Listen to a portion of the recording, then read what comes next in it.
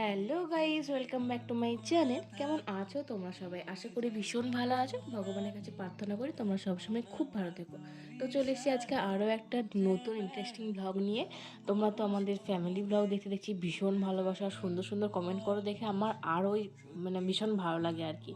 তো যাই হোক, আজকেও যেহেতু মামাবাড়িতে ছিলাম তো মামাবাড়ির একটা ব্লগ শেয়ার করছিলাম। তো এটাই লাস্ট আমার মামাবাড়ির ব্লগ।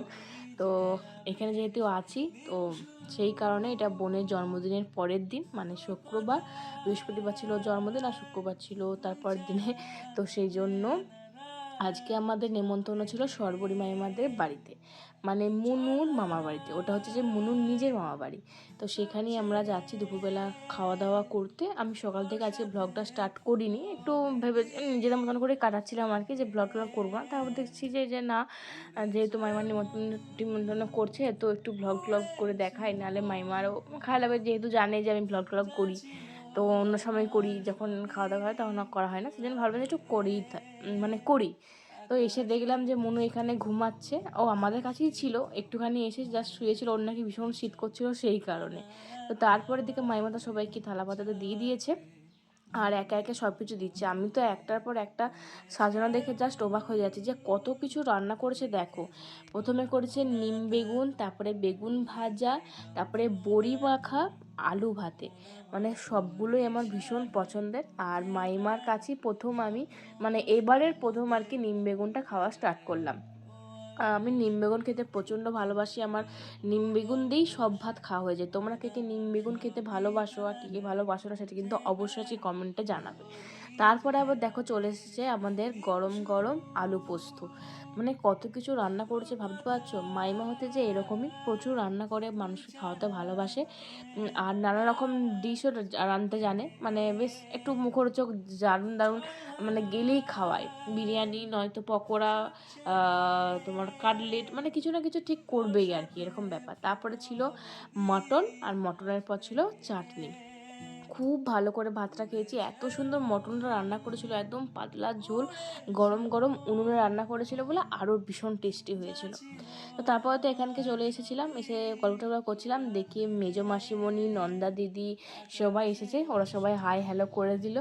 আর ওরা সবাই এখন খাওয়া দাওয়া করছে এখানে বসে। মেজো মাইমা, মা, সবাইকে একটু হ্যালো হ্যালো করতে বলছিলাম আর কি, সেজন্য সবাই একটু হাই হাই করছিল। তো ভীষণ মজা হচ্ছিলো যে অনেক দিন পর সবাইকে পেয়েছি আর কি। এবারে মামা বাড়িতে এসে বেশ ভালো লাগছিলো। মাসি বোনেরা এসেছে, ওদিকে মুনু এসেছে, বেশ মজা লাগছিলো অনেক দিন পরে আর কি, সবাই একসাথে হলে যেটা হয়। তো তারপরে তো এদিকে আমরা সব বড় টড় করছিলাম, মুনুও চলে এসেছিলো। এরপরে আমরা একসাথে শুয়ে পড়বো, দেন আমার ঘুম থেকে উঠে যেটা করবো তো এটা তোমার সাথে শেয়ার করবো। তো দেখো ঘুম থেকে উঠে পড়েছে, আর এদিকে দেখছি যে প্রিপারেশন চলছে। কিসের প্রিপারেশন বলছে? চা করার প্রিপারেশন। আর আজকে রাত্রেবেলা ডিনারটাও কিন্তু দারুণ হবে। বোন নাকি নিজের হাতে রান্না করে খাওয়াবে। তো কী রান্না করে খাওয়াবে সেটা তোমার সাথে শেয়ার করব। তাই বলছি ভালো করে চাটা কর, সবাই কিন্তু দেখছে। বলছে দেখছে তো আমার বয়ে গেছে, যা হবে তাই খাবি। তো এদিকে মাকে চা দিয়ে দিয়েছি, এদিকে দিদা বসে আছে, এদিকে মাসিমণি তার নাতিকে নিয়ে বসে আছে। আর এই হচ্ছে আমাদের ডাবলু সোনা, ভালো নাম হচ্ছে আয়ান, এরকম কিছু একটা নাম। তো খুবই কিউট বেবি, কিন্তু ও এখন আমাদেরকে চেনে না, কারণ খুব একটা দেখতে পায় না তো আমাদেরকে। ডোডো সোনা যেমন সবাইকে মোটামুটি চেনে, জানে মোটামুটি আর কি। তো ও এখন চেনে না বলে অতটা এখন বিরক্ত লাগছে আর কি। ওর ঘুমোচ্ছিল হয়তো, ঘুম থেকে উঠে সেজন্য ওর বিরক্ত লাগছে। দিয়ে আমি আর কি, মনু খাচ্ছিল, ওর মুখের ভিতরে ঢুকে যাচ্ছে। সায়ক যেমন ব্লগ করে না, বাপরে বাপ, আমি তো জাস্ট, আমার তো কাল থেকে ঘুমই উড়ে গেছে। সায়কের ফ্যামিলি মানে একটার পর একটা যা শুরু করছে, মনে হচ্ছে আমি সায়কদের ডাইনিং রুমে বসে আছি, ডাইনিং হলেতে, আর ওরা সব, আমি বসে বসে সব কিছু দেখছি। মানে এক একটা সিরিজ যেমন হয় সিরিজ এরকম চলছে আর কি ওদের ফ্যামিলি মেটার। বাপরে বাপ, মানে সব কিছু সোশ্যাল মিডিয়াতে সে ঢেলে দিচ্ছে ভাই।